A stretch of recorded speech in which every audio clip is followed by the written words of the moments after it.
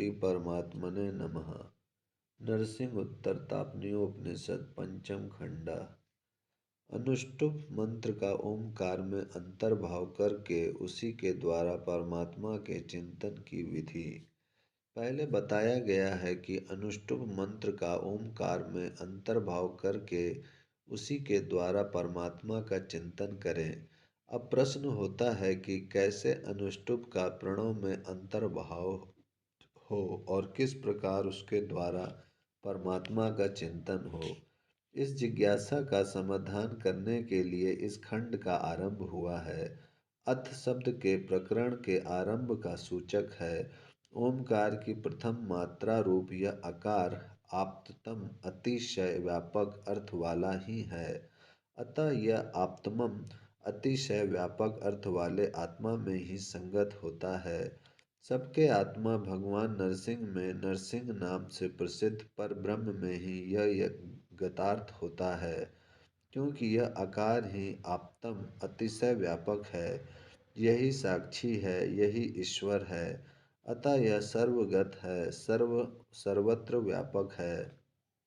इससे भिन्न रूप में यह संपूर्ण जगत कोई अस्तित्व नहीं रखता, क्योंकि यही व्याप्तम अतिशय व्यापक है और यह सब जो कुछ दिखाई देता है यह आत्मा ही है। जो यह आत्मा है वही यह सब कुछ है। जो कुछ प्रतीत होता है सब माया मात्र है। आत्मा या आकार से भिन्न रूप में इसकी सत्ता नहीं है।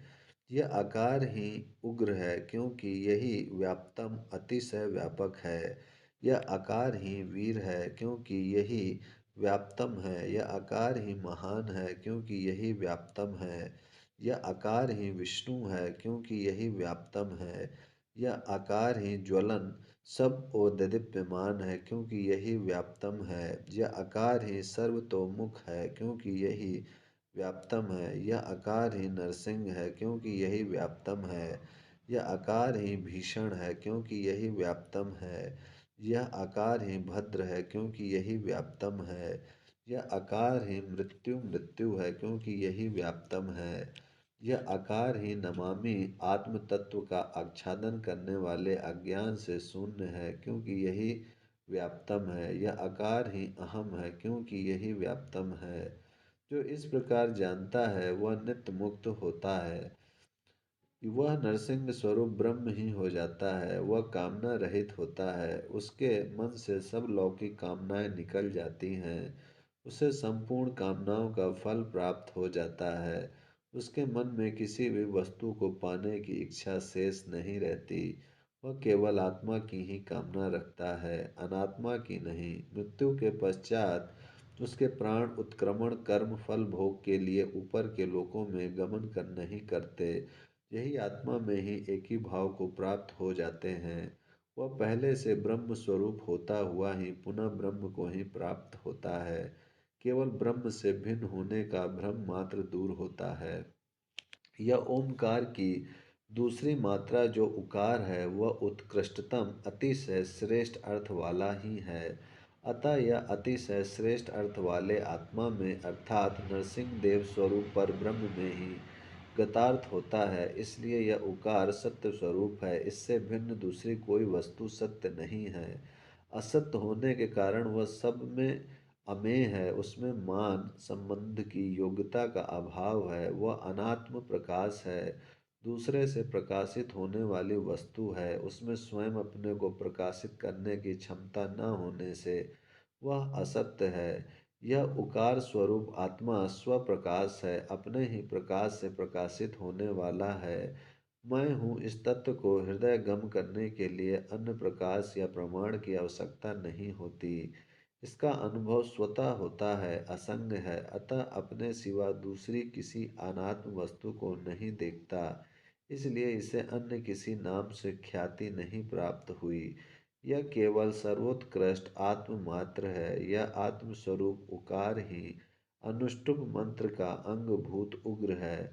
उसके उग्रत्व गुण से विभूषित है, क्योंकि यही उत्कृष्ट सर्वश्रेष्ठ है। यह उकार ही वीर है, क्योंकि यही उत्कृष्ट है। यह उकार ही महान है, क्योंकि यही उत्कृष्ट है। यह उकार ही विष्णु है, क्योंकि यही उत्कृष्ट है। यह उकार ही ज्वलन सब ओर से दिदीप्यमान है, क्योंकि यही उत्कृष्ट है। यह उकार ही सर्वतोमुख है, करुण क्योंकि यह उत्कृष्ट है। यह उकार ही नरसिंह है, क्योंकि यही उत्कृष्ट है। यह उकार ही भीषण है, क्योंकि यही उत्कृष्ट है। यह उकार ही भद्र है, क्योंकि यही उत्कृष्ट है। यह उकार ही मृत्यु मृत्यु है, क्योंकि यही उत्कृष्ट है। यह उकार ही नमामि है, क्योंकि यही उत्कृष्ट है। यह उकार ही अहम है, क्योंकि यही उत्कृष्ट है। इसलिए आत्मा को ही उकार के रूप में जाने। जो इस प्रकार जानता है वह आत्मा ही होता है। श्री नरसिंह देव स्वरूप ब्रह्म ही हो जाता है। वह कामना से रहित होता है, उसके मन से सब लौकिक कामनाएं निकल जाती हैं। उसे संपूर्ण कामनाओं का फल प्राप्त हो जाता है। उसके मन में किसी भी वस्तु को पाने की इच्छा शेष नहीं रहती। वह केवल आत्मा की ही कामना रखता है, अनात्मा की नहीं। मृत्यु के पश्चात उसके प्राण उत्क्रमण नहीं करते, कर्म फल भोग के लिए ऊपर के लोकों में गमन नहीं करते। यही आत्मा में ही एक ही भाव को प्राप्त हो जाते हैं। वह पहले से ही वह वह पहले से ही ब्रह्म स्वरूप होता हुआ ही पुनः ब्रह्म को प्राप्त होता है। केवल ब्रह्म से भिन्न होने का भ्रम मात्र दूर होता है। ओमकार की यह तीसरी मात्रा जो मकार है, वह महाविभूति असीम ऐश्वर्य के अर्थ में है। यह महान ऐश्वर्य से संपन्न आत्मा में श्री नरसिंह देव स्वरूप ब्रह्म में ही गतार्थ होता है। इसलिए यह मकार रूप आत्मा अनलप महान है, अभिन्न रूप अद्वितीय है, स्वप्रकाश अपने ही प्रकाश से प्रकाशित होने वाला है, तथा यह मकार स्वरूप आत्मा ब्रह्म ही है। यही अतिशय व्यापक और अतिशय श्रेष्ठ है। यह ब्रह्म ही सर्वज्ञ महामायावी तथा महाविभूति से संपन्न है। यह मकार स्वरूप ब्रह्म ही उग्र है, क्योंकि यही महाविभूति परम ऐश्वर्य से संपन्न है। यह मकार स्वरूप ब्रह्म ही वीर है, क्योंकि यही महाविभूति से संपन्न है। यह मकार स्वरूप ब्रह्म ही महत्व है, क्योंकि यही महाविभूति से संपन्न है। यह मकार स्वरूप ब्रह्म ही विष्णु है, क्योंकि यही महाविभूति से संपन्न है। यह मकार स्वरूप ब्रह्म ही ज्वलन सब ओर से दिदीप्यमान है, क्योंकि यही महाविभूति से संपन्न है। यह मकार स्वरूप ब्रह्म ही सर्वतोमुख है, क्योंकि यही महाविभूति से संपन्न है।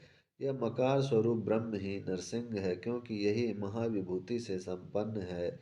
यह मकार स्वरूप ब्रह्म ही भीषण है, क्योंकि यही महाविभूति से संपन्न है।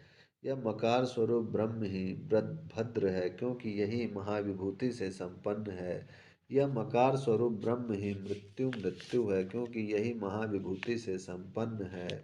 यह मकार स्वरूप ब्रह्म ही नमामि है, क्योंकि यही महाविभूति से संपन्न है। यह मकार स्वरूप ब्रह्म ही अहम है, क्योंकि यही महाविभूति से संपन्न है। इसलिए आकार और उकार के द्वारा इस अतिशय व्यापक अतिशय उत्कृष्ट चिन्ह मात्र स्वरूप सर्वद्रष्टा सर्वसाक्षी सबको अपने में लीन करने वाले सबकी प्रीति के एकमात्र आश्रय केवल सच्चिदानंदमय एक रस आत्मा का, जो इस सत चित आदि के वाच्य भेद से होने वाली भेद प्रतीति के पूर्व से ही सबके साक्षी रूप में भली भांति प्रकाशित है, अनुसंधान चिंतन करके मकार के द्वारा उसे अतिशय व्यापक अतिशय उत्कृष्ट चिन्ह मात्र स्वरूप महामाया युक्त महाविभूति संपन्न केवल सच्चिदानंदमय एक रस पर ब्रह्म रूप में ही जाने। जो इस प्रकार जानता है वह आत्मा ही होता है, वह श्री नरसिंह देव स्वरूप पर ब्रह्म ही हो जाता है। वह कामना से रहित होता है, उसके मन से समस्त कामनाएं निकल जाती हैं, उसे संपूर्ण कामनाओं का फल प्राप्त हो जाता है। उसके मन में किसी भी वस्तु को पाने की इच्छा शेष नहीं रहती।